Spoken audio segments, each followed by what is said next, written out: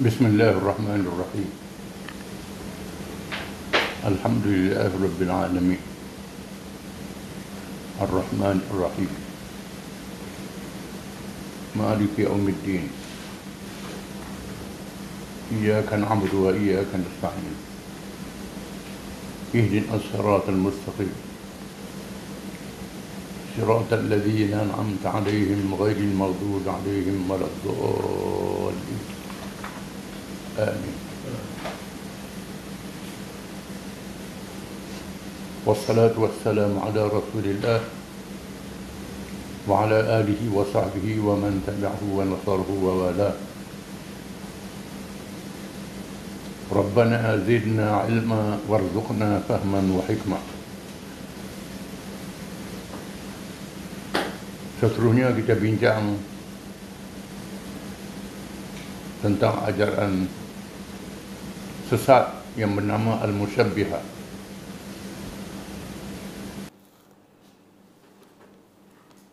Timbul golongan Al-Musyabbihah yang menamakan Tuhan dengan makhluknya atau menyerupakan Tuhan dengan makhluknya. Apabila golongan salaf, iaitulah generasi awal tahun 1 Hijrah sehingga 300 Hijrah. Di antaranya ialah ulama mazhab Ahlussunnah. Kemudiannya yang terkenal seperti Imam Malik, Imam Ahmad bin Hanbal. Imam Malik ialah imam mazhab Maliki. Imam Ahmad bin Hanbal imam mazhab Hanbali. Dan Imam Daud bin Ali Al-Asbahani imam mazhab Zahiri. Dan Muqatil bin Salman ini termasuk dalam ulama. Dan lain-lain mengambil sikap tidak mentakwilkan ayat-ayat Al-Quran dan hadis-hadis Rasulullah SAW yang mutasyabihat. Iaitulah ada perkataan yang menunjukkan sama dengan makhluk. Seperti firman Allah Ta'ala Ar-Rahmanu 'alal 'arsy istawa. Tuhan bersemayam di atas arsy. Yadullahi fawqa aydihim. Tangan Allah di atas tangan mereka. Dan hadis yanzilu Rabbuna tabaraka ta'ala ila sama'id dunya fi thuluthil akhir min al-lail. Tuhan kita turun ke langit dunia 1/3 akhir waktu malam memperkenankan doa. Adanya perkataan bersemayam, tangan, turun. Ini perkataan yang berlaku pada makhluk.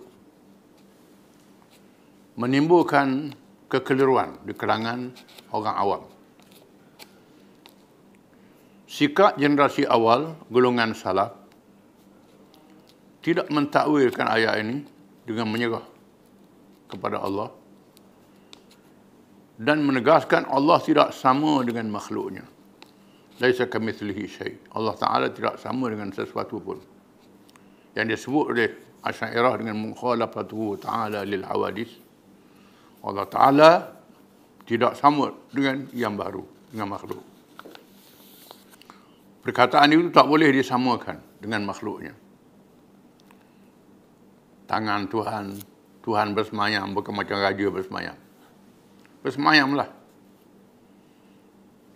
Bila ditanya Imam Malik yang mengajar di Masjid Nabawi, Imam Darul Hijrah, Imam Negeri Hijrah Nabi. Seorang datang tanya Malik, "Wahai Imam, apa maksud Ar-Rahman wal 'alal 'arsy istawa? Apa makna Tuhan bersemayam di atas arsy?"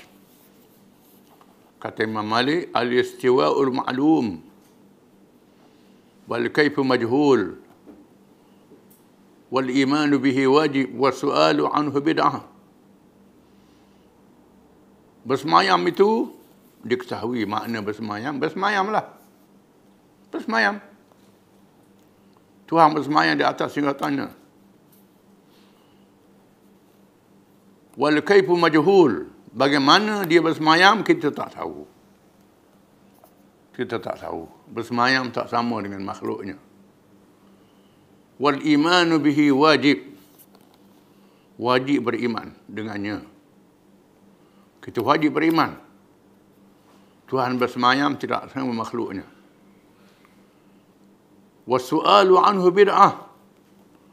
Bertanya bagaimana ini bid'ah. Melanggar. Bercanggah dengan ajaran Nabi. Halau dia, kata Imam Malik.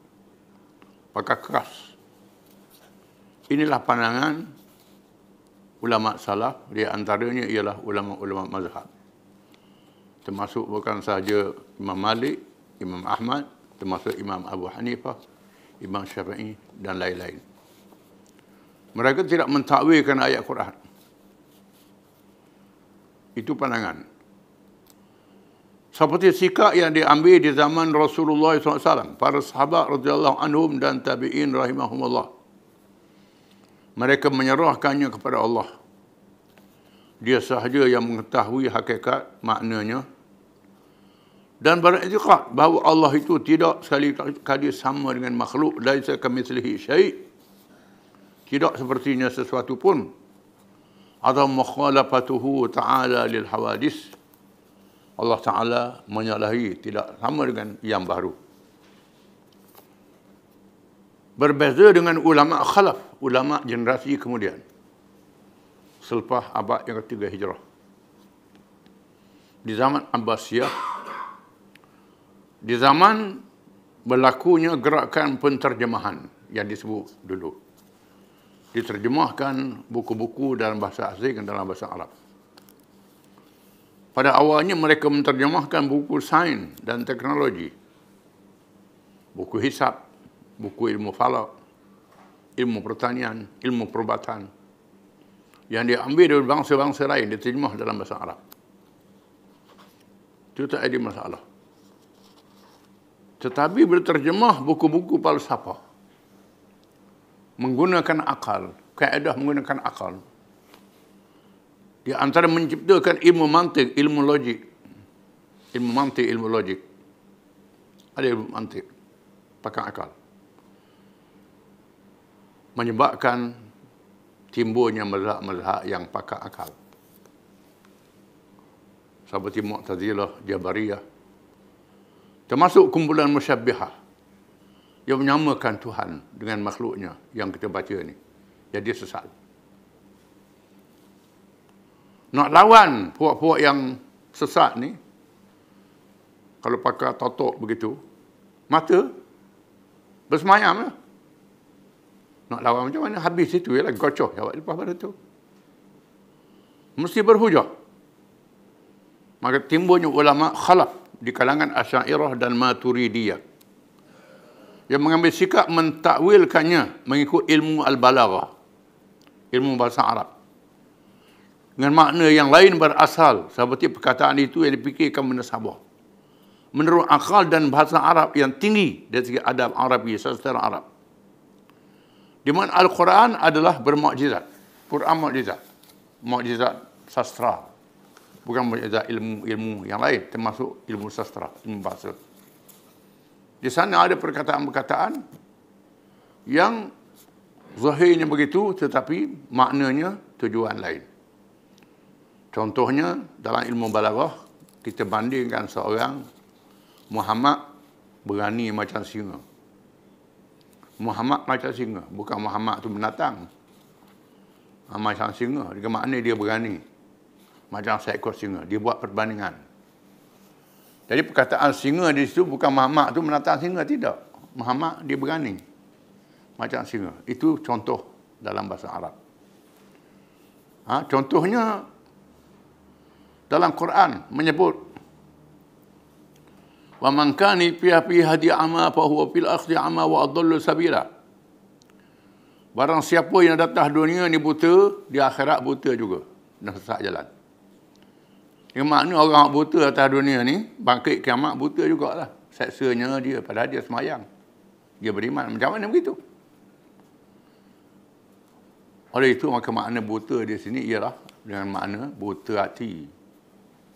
buta kepercayaan, buta akal, buta ilmu, bukan buta mata.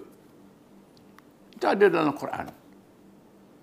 Contohnya firman Allah Ta'ala, mastumun nisa, ataupun menyentuh perempuan. La mastumun nisa. Ada mazhab mengatakan la mastumun nisa ni sentuh kulit dengan kulit. Mazhab Syafi'i. Mazhab yang lain mazhab Syafi'i dengan makna bersetubuh, bukan makna menyentuh. Oleh kerana itu, sentuh kulit dengan kulit ni tak batal air semayang. Maknanya bersetubuh. Quran menggunakan perkataan yang beradab. Tak caruk, kita kata. Dengan makna bersetubuh. Dan pandangan mazhab ini disokong oleh hadis-hadis. Nabi menyentuh isteri dia. Tengah semayang, Aisyah gagal Nabi. Nabi tak batal semayang pun. Ini ada hadis. Mengatakan begitu. Belum ke sejid, Nabi cium isteri dia. Betul ke semayang. Ini hadis yang sahih. Jadi mereka mengatakan maknanya menyentuh kulit dengan kulit tak hilang air semayang. La mastu dengan makna bersetubuh, bukan makna menyentuh. Syafi'i kata dok pakai setuh kulit dengan kulit lah. Syafi'i dia ambil basi banyak. Dia ambil hatiat. Mazhab lain kata tidak, Nabi sentuh isteri dia. Dia pergi semayang. Tapi kalau waktu bila hak mengaji mazhab Syafi'i saja balah, tak mengaji hadis jadi balah. Itu menimbulkan kekhilafan. Itu dalam hukum. Ini dalam bab akidah, bab Tuhan. Mata Tuhan, tangan Tuhan. Yadullahi fawqa aydihim. Tangan Allah di atas tangan-tangan mereka. Tuhan sifatkan mereka yang berbai'ah dengan Nabi pada hari Hudaybiyah. Tuhan terima bai'ah ni macam tangan Allah di atas tangan mereka. Maka orang mengatakan Allah itu kekuasaan Allah. Kekuasaan Allah di atas mereka. Ditakwilkan dengan makna yang lain perkataan asal. Ini golongan yang mutaakhir ataupun mazhab khalaf, Asy'ariyah dan Maturidiyah. Maka terdapat golongan yang jahil ilmu bahasa Arabnya. Timbul puak yang jahil bahasa Arab. Nak lawan dengan hak yang terlalu alim tadi. Timbul mazhab menyerupakan Allah dengan makhluk. Dengan berpegang kepada zahir ayat-ayat Quran dan hadis yang mutasyabihat. Dan terus meletakkannya seperti yang ada pada makhluk sehingga berani mereka mengatakan Tuhan. Tuhan yang disembah itu mempunyai rupa yang berikut, yang beranggota. Dan suku tubuh dan badan sama ada secara rohani atau jasmani. Sehingga seseorang hamba yang kuat ibadatnya dan bermujahadah. Seperti ikhlas. Nescaya dia dapat berjabat tangan dengan Tuhan. Seperti itu. Tinggi tasawuf sangat. Akidah tak mengaji. Mereka yang tak mengaji akidah akan sesat. Boleh jabat Tuhan kalau kosong sangat. Jaga dengan Tuhan. Dan bersentuh dengannya. Boleh melihatnya di alam dunia ini dan menziarahinya. Tuhan ziarah dia. Bukan takat Nabi yang mari ziarah. Nabi yang mati dah mari ziarah. Itu ada juga. Pokok tasawuf itu. Nabi yang mati dah mari ziarah. Mari dia pada kubur mari ziarah. Ramai mana kalau 10 orang duduk atas dunia ini berapa juta orang. Nak ziarah berapa? Itu siapa begitu. Berkata Daud Al-Khawarizmi, salah seorang yang menganut fahaman ini, bahawa Tuhan yang disembah itu berjisim, mempunyai darah dan daging, mempunyai anggota tangan, kaki, kepala, lidah dan 2 mata, kata dia. Ini dah jadi sesat. Menyamakan Tuhan dengan makhluknya.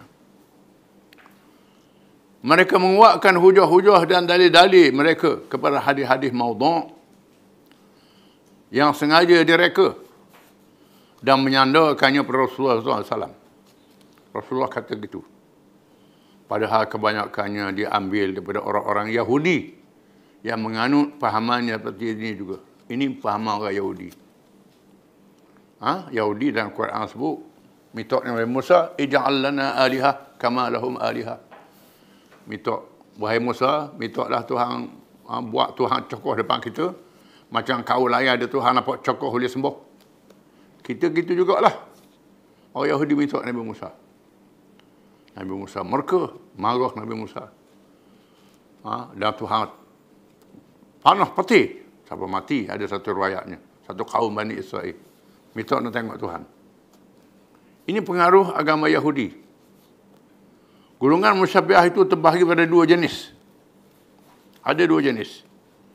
Yang pertama, mereka yang menyerupakan zat Allah Taala dan zat makhluknya. Di antara golongan menganut fahaman ini ialah As-Sabaiyah, Al-Bayaniyah. Ini mazhab Syiah, kalangan Syiah. Ada kalangan Syiah. Kalangan Syiah. Ada kalangan dia tak Syiah. Tengah-tengah orang Sunni macam Ayah Ping besuk tu, Sunni lah tu. Orang besuk kan beri Syiah pun. Di kalangan Sunni. Wujud kalangan Syiah, kalangan Sunni, kalangan Khawarij. Dan sebab itu kita tak boleh mengatakan semua Khawarij itu adalah orang Islam. Semua orang Sunni ni betul belaka. Ada orang Sunni menganut fahaman. Dia Sunni, mengaku Sunni, menganut ajaran sesat. Syiah menganut ajaran yang ada nama-nama dia. Ini kita kena. Khawarij, ada yang melampau. Ini begitu. Al-Hululiyah, Al-Hilmaniyah, Al-Adafirah. Kita akan baca. Sebahagiannya kita dah baca. Yang kedua, mereka yang menyerupakan sifat-sifat Allah SWT dengan sifat-sifat makhluknya. Sifat-sifat saja. Ada yang menyamakan iradat Allah dengan iradat makhluknya. Kehendak Allah sama kehendak makhluk. Bukan semua kehendak Tuhan jadi belaka. Ada Tuhan kehendak tak jadi. Ada ke begitu? Tak ada kuasa lah Tuhan. Iaitu golongan Mu'tazilah Basrah. Tinggal Basrah. Ada Al-Karamiyah. Ada yang menyamakan kalam Allah dengan kalam makhluknya. Seperti mempunyai suara berhuruf dan bersifat baharu. Dan ada yang menyamakan ilmu Allah itu dengan ilmu makhluknya. Mereka yang mewajibkan sifat-sifat ilmu. Tetapi ilmu Allah SWT itu menurut percayaan mereka baharu. Seperti juga ilmu makhluk. Macam ilmu juga ada benda Tuhan tak tahu saja. Ni berat ni berat. Sedangkan Quran kata Tuhan tahu sebab zarah pun. Yang ghaib Tuhan tahu. Mazhab-mazhab dalam ajaran Al-Musyabbihah. Wallahu a'lam. Kita baca mazhab-mazhab dia pula. Dia ada mazhab.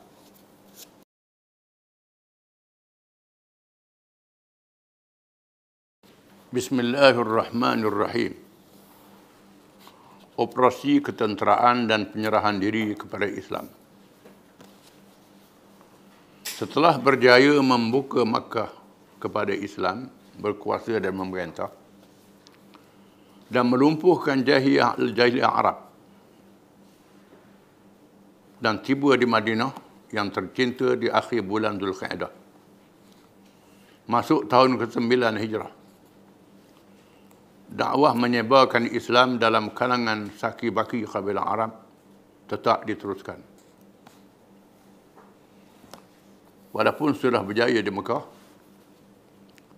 kabilah-kabilah Arab yang masih hadir itu dah lemah, Islam dah kuat, perjuangan diteruskan. Dakwah menyebarkan Islam dan kalangan saki-baki orang Arab tetap diteruskan. Rasulullah SAW mengarahkan beberapa operasi ketenteraan. Operasi tentera pun ada, bukan saja dakwah. Di antaranya mengarahkan pasukan tentera seramai 400 orang yang dipimpin oleh Qaus bin Sa'ad supaya memerangi kabilah Sada', satu kabilah di Yaman. Tiba-tiba seorang anggota kabilah yang mengaku mewakili kaumnya datang menghadap Rasulullah SAW, merayu supaya tentera Islam ditarik balik. Merayu, tarik balik, jangan sekarang. Rasulullah SAW mengarahkan bala tentera pulang tanpa melancarkan serangan. Ini menandakan Islam mendahulukan damai.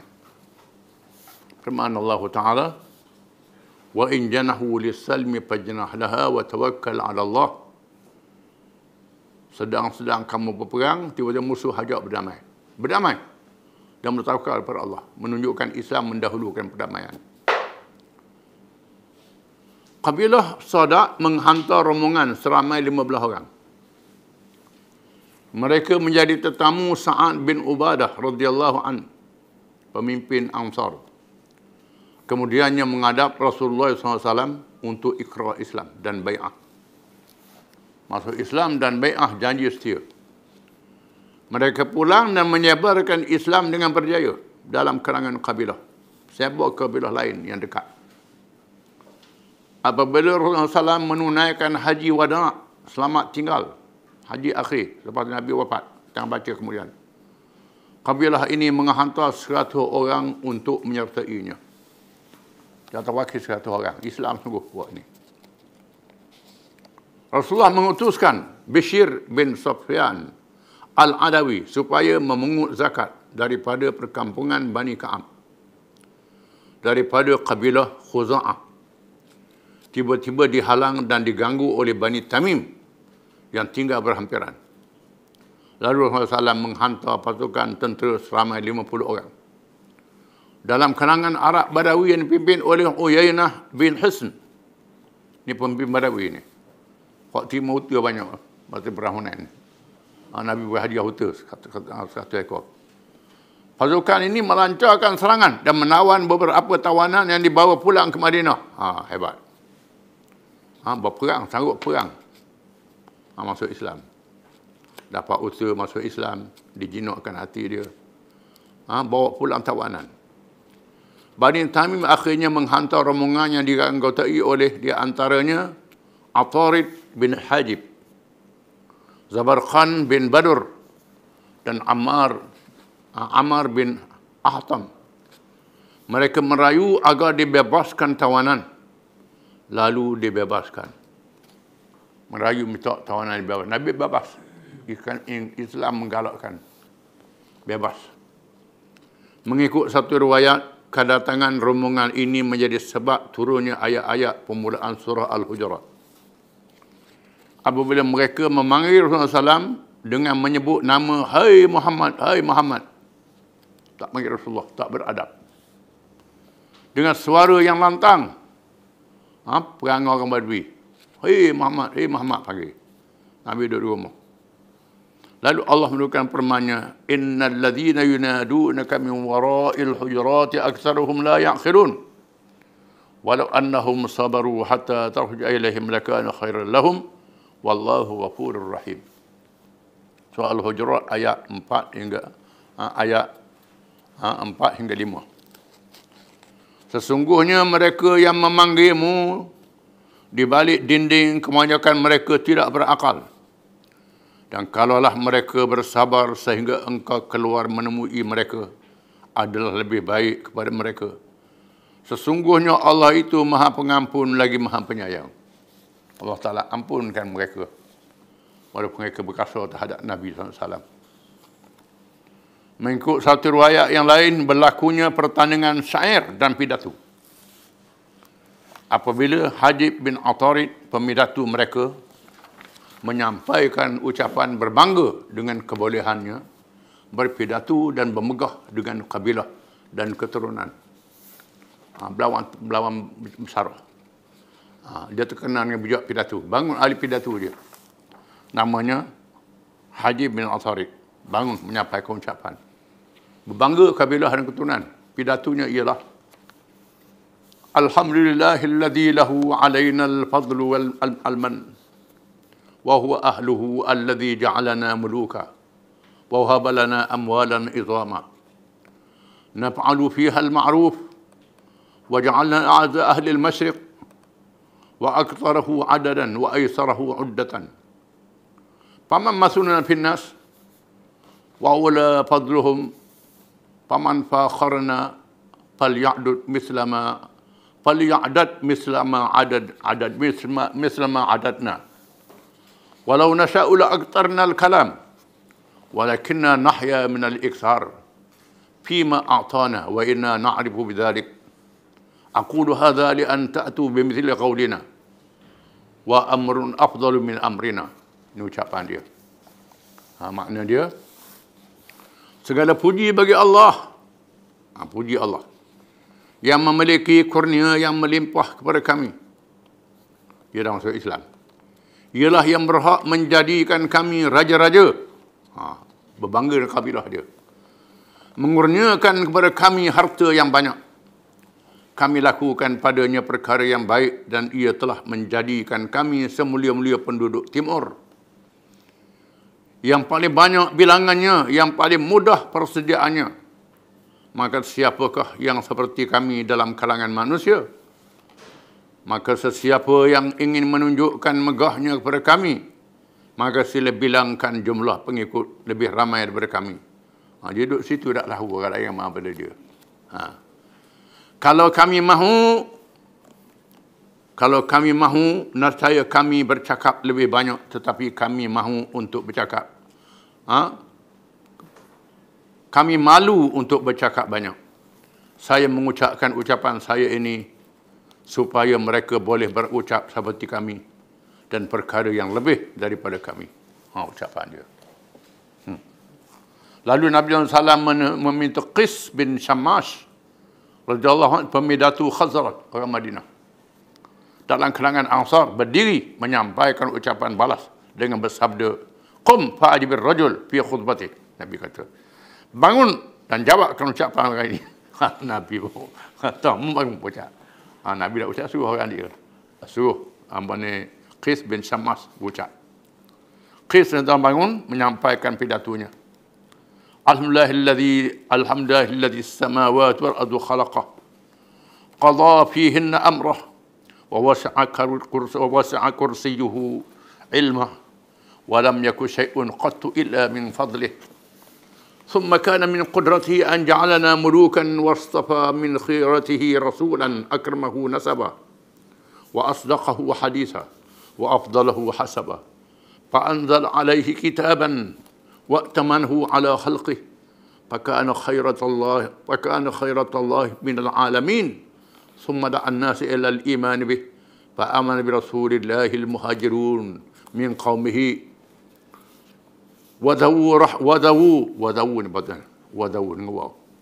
وَذَوُّ رَحِمِهِ أَكْرَمُ النَّاسِ أَحْسَابًا وَأَحْسَنُ النَّاسِ وُجُوهًا وَخَيْرُ النَّاسِ فِعَالًا ثم كان أول الخلق إجابة واستجاب لله حين دعاه رسول الله نحن ونحن أنصار الله ووزراء رسوله نقاتل الناس حتى يؤمنوا فمن آمن بالله ورسوله منع ماله ودمه ومن كفر جاهدناه في الله أبدا وكان قتله علينا يسيرا أقول قولي هذا أستغفر الله العظيم لي ولكم والمؤمن والمؤمنات wassalamualaikum.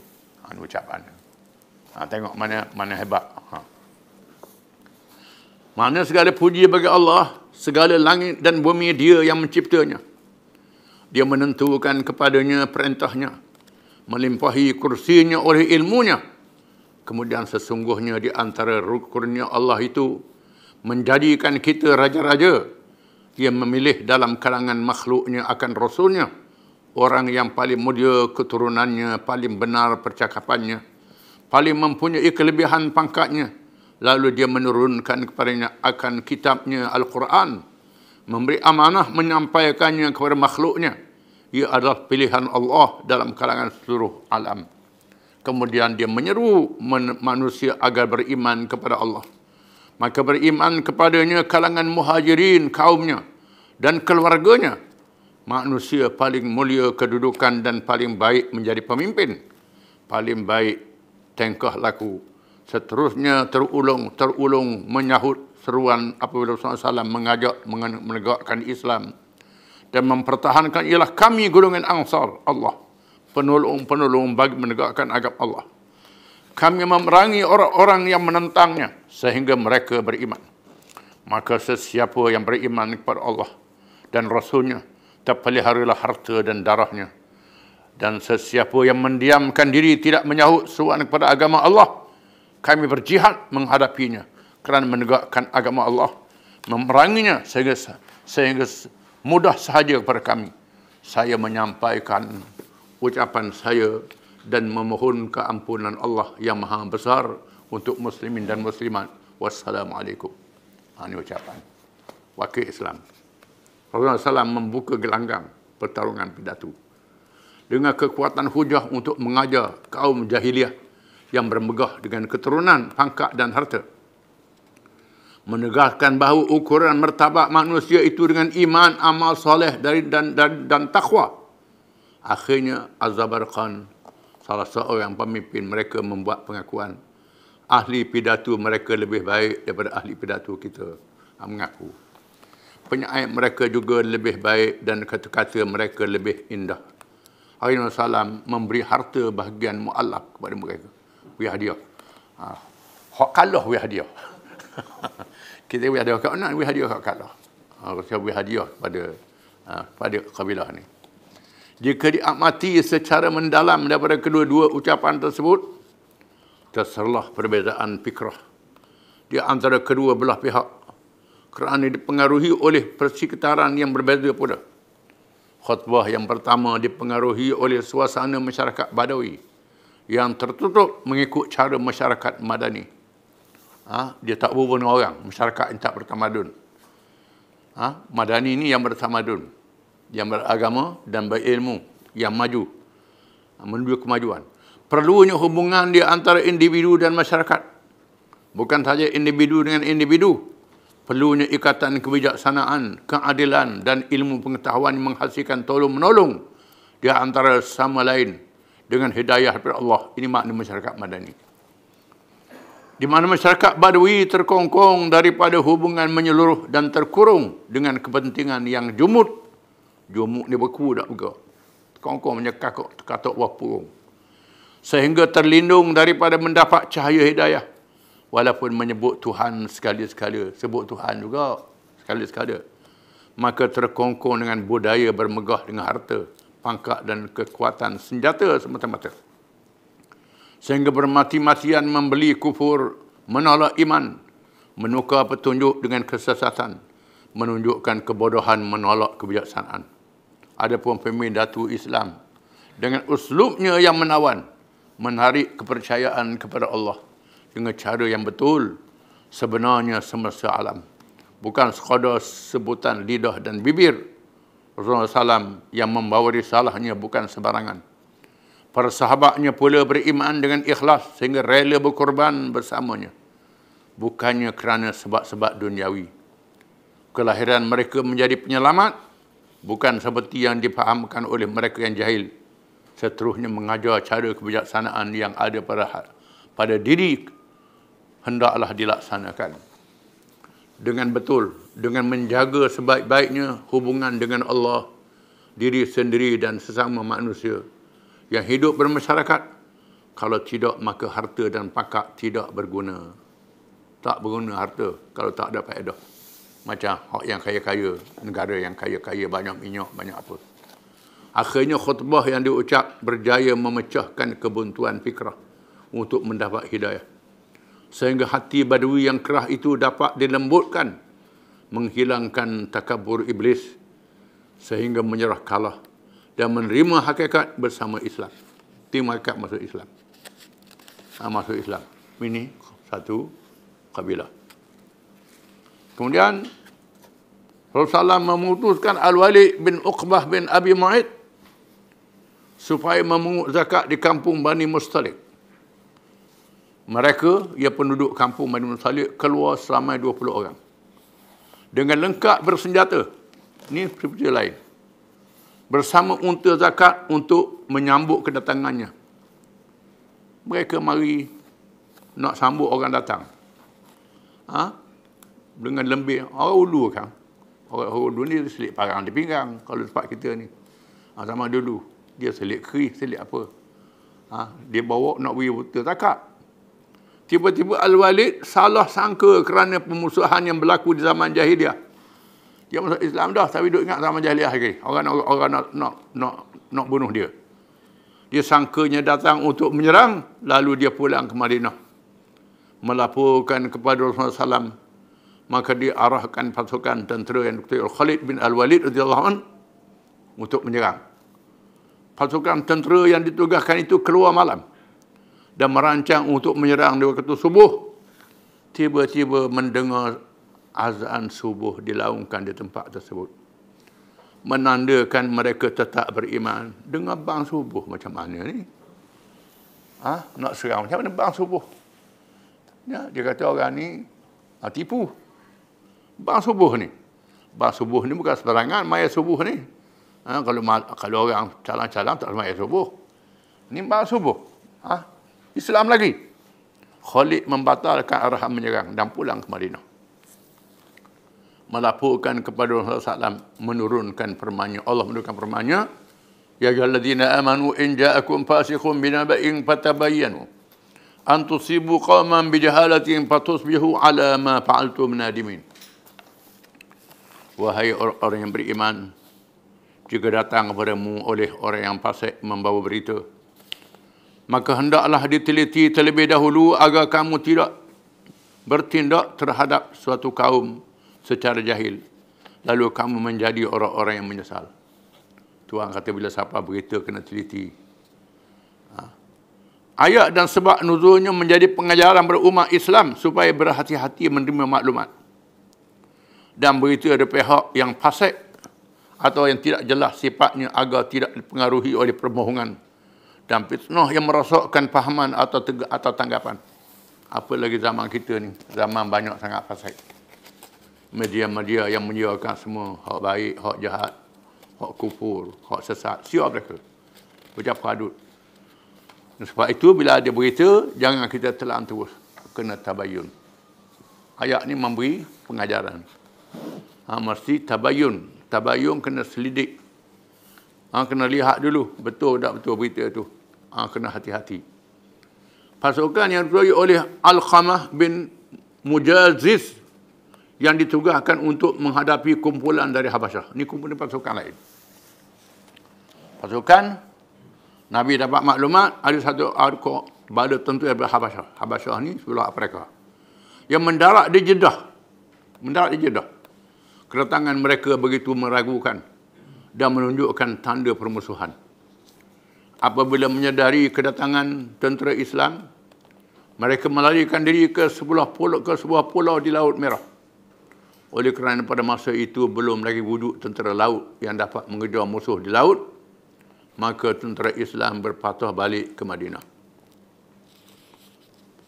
Bundur balik ke Madinah. Dalam perjalanan pulang, diizin kepada satu pasukan pulang lebih cepat. Mengikut satu riwayatnya, tentera ni jumpa bakai ikan naik laut di Kamsor. Buat macam mana ni? Lalu mereka makanlah kata, makan ikan. Tak tahu ikan ni halal tak halal. Balik tanya Nabi. Nabi kata, "Wat-tuhuru ma'ul hillu mitatuh." Bakar dia halal, air dia suci. Nabi kata. Jadi hadis ini menjadi dalil bahawa binatang laut tak payah sembelih. Ikan. Kalau tak mabuk, besar mana pun, kalau tak mabuk boleh makan. Jadi dalil pada mazhab Syafi'i. Dalam perjalanan pulang, diizinkan bersatu pasukan pulang. Dalam jalan pulang, diizin bersatu pasukan pulang lebih cepat. Dengan dilantik ketuanya benar Abdullah bin Huzafah. Kalau tak silapnya, Alqamah suruh Abdullah bin Huzafah balik dulu. Cepat beri maklumat ke Nabi. Balik dulu pasukan ni. Abdullah bin Huzafah As-Sahmi radhiyallahu anhu, yang terkenal dengan suka bergurau. Dia ni seorang sahabat yang nakal, kelakar, suka bergurau. Dia mengambil kesempatan daripada amanah SAW menaati sesiapa sahaja lantik menjadi ketua. Nabi pesan, mu kena taat ke ketua kamu. Tiap-tiap kali bila keluar, Nabi wasiat kepada tentera, mereka taat pada ketua. Tiba-tiba dia mengarahkan anggota pasukannya ni bergurau. Dia mengarahkan anggota pasukannya mengumpul kayu api. Setelah dinyalakan api, dia mengarahkan mereka terjun dalam api. Yang dinyalakan dengan menegaskan, tidakkah Rasulullah mengarahkan kamu taat kepada ketua kamu? Rasulullah kata taat ke ketua, masuk dalam api. memang dia tak suka pun, muka dia serius. Masang.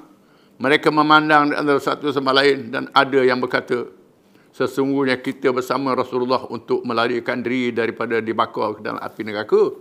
Mengapa boleh kita terjun dalam api ni? Ada yang kata gitu. Setelah pulang ke Madinah, mereka melaporkan perkara yang berlaku kepada Rasulullah SAW. Tiba-tiba Rasulullah bersabda, La ta'ata al-makhluqin fi ma'satil khaliq, law dakhaluha ma kharaju minha abada. Nabi kata, kalau mereka masuk ke dalamnya, api nescaya mereka tidak keluar selama-lamanya, masuk neraka. Tidak harus taat kepada makhluk dalam perkara maksiat terhadap Tuhan pencipta. Tak boleh taat pada makhluk. Kalau ketua pun suruh buat maksiat tak boleh. Dia arah pada maksiat. Walaupun dia bergurau, tapi hadis ni jadi pengajaran. Mengikut satu riwayat yang lain, dia pernah keluar dengan Nabi. Yang sahabat yang Abdullah bin Hudzafah ni pernah keluar dengan Nabi dalam satu peperangan. Nabi berehat tidur bawah pokok. Nabi tidur, dia mengakau. Dia nak kena Nabi. Nak kena Nabi, nak tengok Nabi pandai dan naik kuda. Dia mengakau, dia kohor tu, dia pelonggor pelana kuda. Dia pelonggor tali pelana tu. Bila Nabi naik sepanjang, jadi musim, tak jatuh. Nabi tak jatuh. Bijak. Sebab begitu dia gurau ni, dia suka begitu. Tak jatuh Nabi. Ada riwayat dia. Ini dia. Pasukan Ali bin Abi Thalib. Ini panjang. Wallahu a'lam.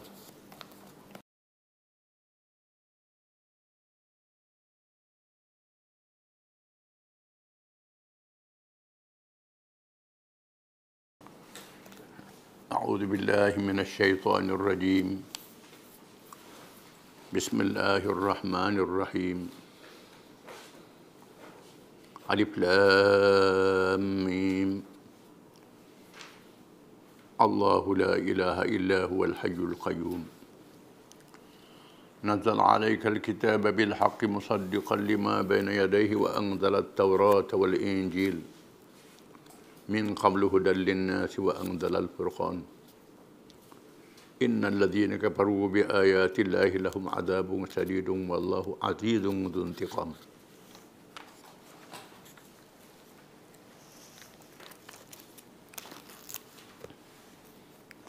Alif Lam Mim. Dengan nama Allah yang Maha Pemurah lagi Maha Mengasihani. Alif Lam Mim. Allah tiada Tuhan yang berhak disembah melainkan Dia. Yang tetap hidup, yang kekal selama-lamanya, mentarbiyahkan sekalian makhluknya. Ia menurunkan kepadamu, wahai Muhammad SAW, kitab suci Al-Quran. Dengan mengandungi kebenaran, ia mengesahkan isi-isi kitab suci yang telah diturunkan dahulu daripadanya. Dan ia juga yang menurunkan kitab-kitab Taurah dan Injil sebelum Al-Quran diturunkan, menjadi petunjuk bagi umat manusia. Dan ia juga yang menurunkan Al-Furqan yang membedakan antara yang benar dengan yang salah. Sesungguhnya orang-orang yang kufur ingkar akan ayat-ayat keterangan Allah itu adalah bagi mereka azab seksa yang amat berat. Dan ingatlah Allah Maha Kuasa lagi berhak membalas dengan azab seksa pergulungan yang bersalah.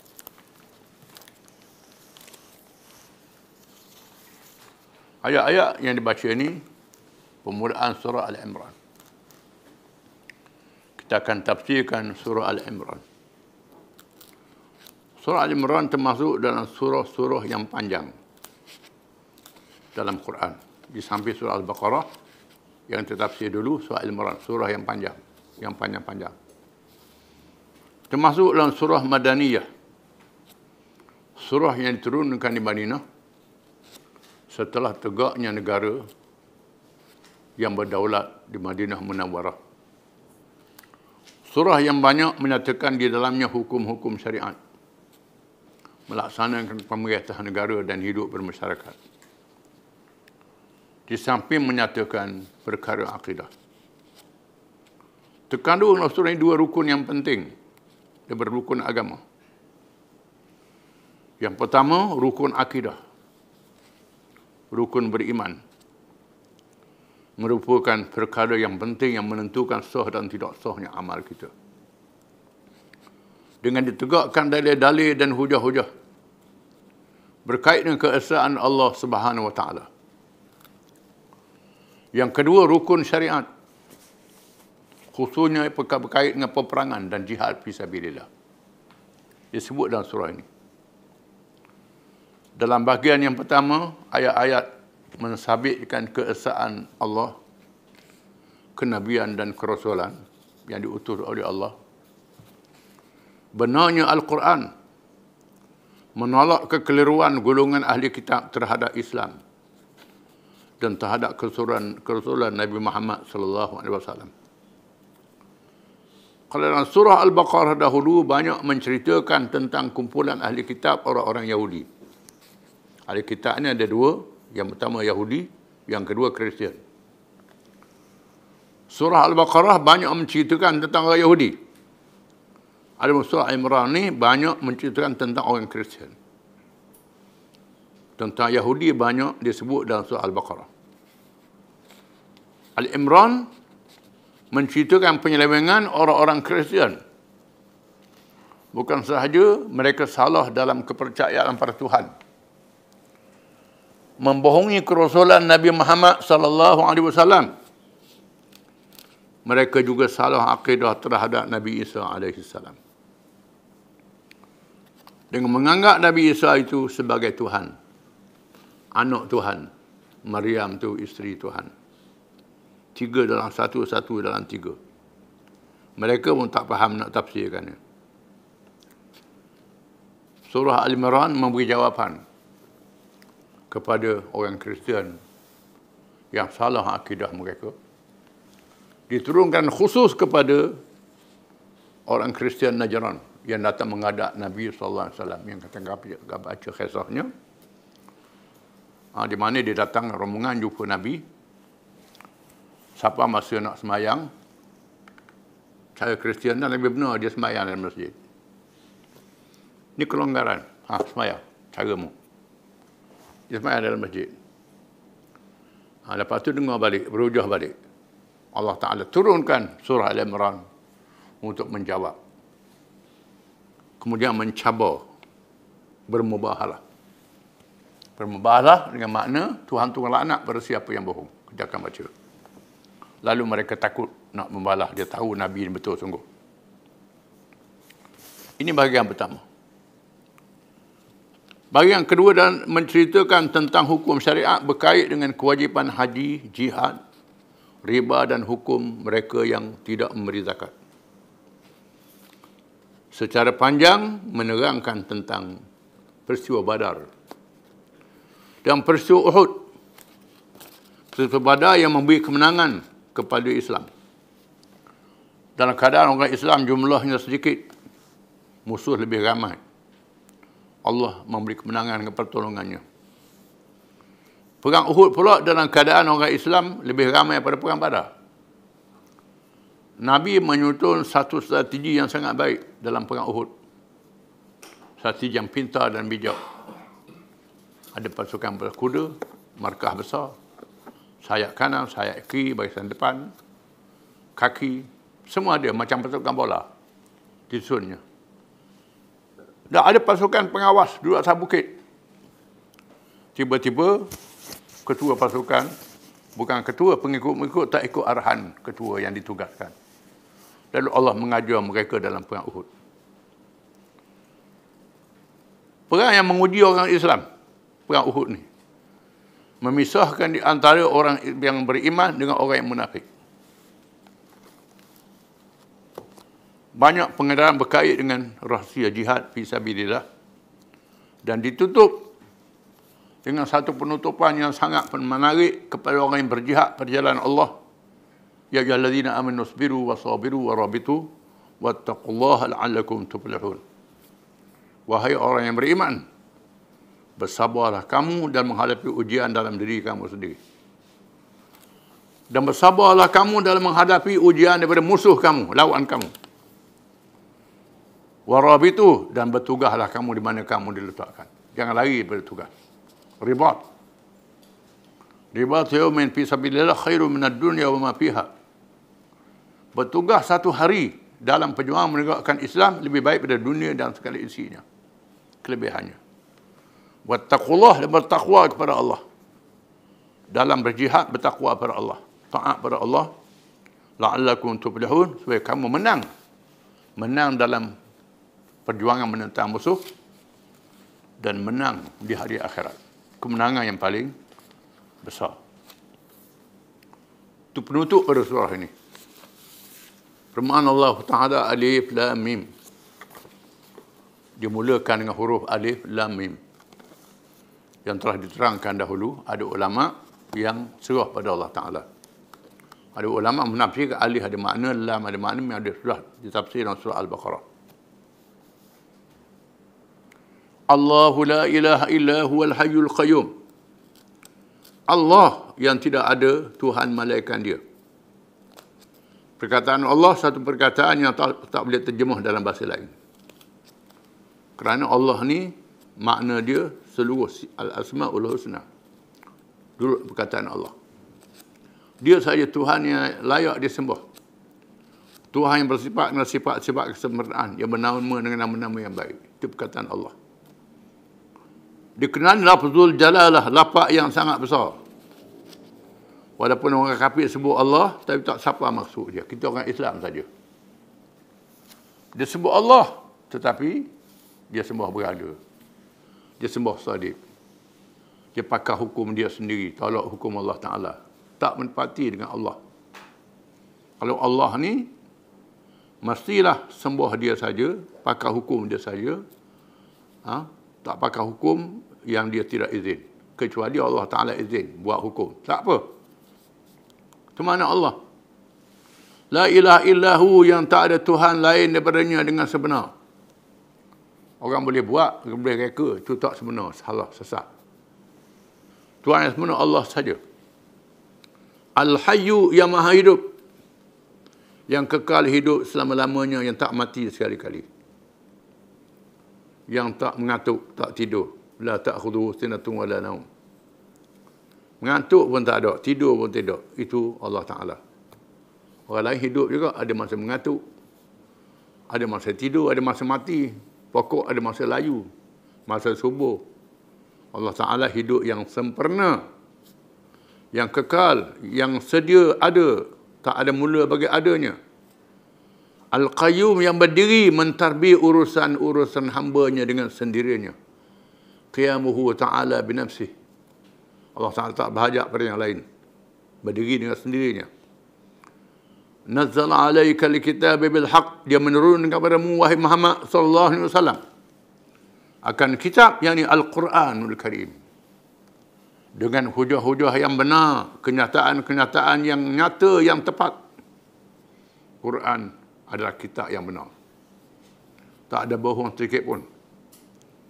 Cerita-cerita zaman dulu memang benar berlaku. Dibukti oleh ahli sejarah. Perkara yang terkini tentang angkasa lepas. Bintang-bintang keluar di langit, matahari, bulan yang beredar. Segala kenyataan Quran adalah benar. Saintis dapat buktikan dengan alat-alat moden, canggih yang dilihat dengan teropong. Segala sifat-sifat peredaran bulan, matahari, bintang-bintang keluar disebut di Quran adalah benar. Oleh kerana itu maka hukum-hukum dia adalah benar. Maka janji-janji hari kiamat dalam Quran adalah benar. Mari kita percaya. Musaddiqan lima baina yadayhi, membenarkan apa yang ada di hadapannya. Yang ada hadapan. Apa yang Nabi buat, Nabi laksanakan. Nabi nyatakan adalah benar. Wa anzala at-Taurat wal Injil min qablu hudan lin-nas wa anzala al-Furqan. Allah menurunkan Taurat dan Injil sebelumnya, yang wajib kita beriman. Dia sebut dua kitab yang besar kepada ahli kitab. Kitab Taurat bagi orang Yahudi diturunkan Nabi Musa AS, dan kitab Injil diturunkan Nabi Isa AS. Adapun dia banyaknya Injil, siapa beratus-ratus Injil. Sekarang ni tinggal 4 Injil: Matthew, Injil Lukas, Injil Markus, Injil Yohanes, macam-macam nama Injil, Injil Barnabas. Padahal satu Injil saja, ini sudah dipindah, sudah diubah. Injil yang asal adalah benar yang dibuat oleh Nabi Isa AS. Yang disuruh beramal dengan Taurah. Nabi Isa disuruh beramal dengan Taurah. Perjanjian lama disebut dalam itu. Tapi orang Kristian menolak sebahagian, menerima sebahagian. Yahudi pula menolak Injil. Kita terima belaka Taurah dan Injil yang asal. Wajib kita beriman kepadanya. Walaupun hukum-hukum yang ada dalamnya, sebahagian besar sudah dinasahkan. Kecuali hukum akidah. Min qablu, dahulunya. Hudal linnas, memberi tunjuk pada manusia. Wa anzalal furqan, dan menurunkan kitab yang membezakan di antara hak dan batil, benar dan salah, sesat dan betul.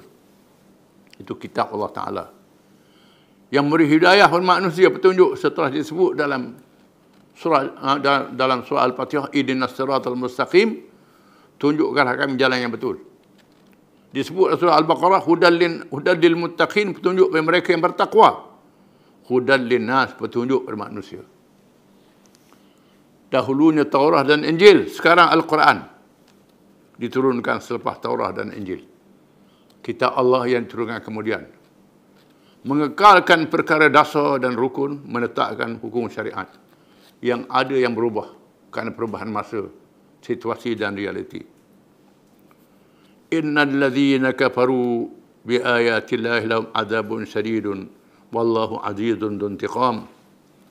Sesungguhnya orang-orang yang kafir, yang engkar, yang melawan ayat-ayat Allah dengan kebatilan, menolak kebenaran, menerima kebatilan, lahum adzabun syadid, diberi amaran yang keras.